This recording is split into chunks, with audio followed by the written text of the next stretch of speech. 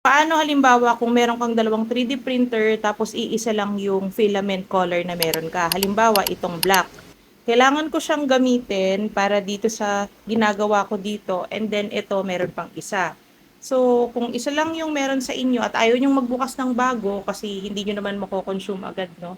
Pwede kayong kumuha lang ng kailangan ninyo. Ito. So, pumuto lang ako ng konti at yun yung gagamitin ko para sa ipiprint ko dito sa isang printer. Pero, pag ginawa mo yon, pwede ka kasing magkaroon ng ganitong problem. So, bakit?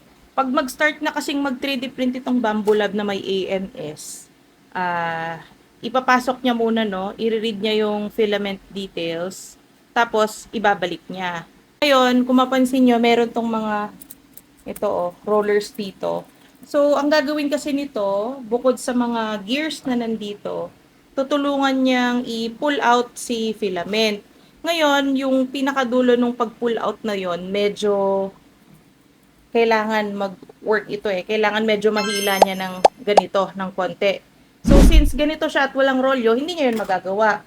So, pag lumabas yung ganong error, hilain mo lang siya ng konti, tapos pwede mo nang i-continue yung printing. Either dito ka mag-continue, yan, dito sa parang play button na to. At saka, o kaya dito, resume mo lang, tapos yan, play natin.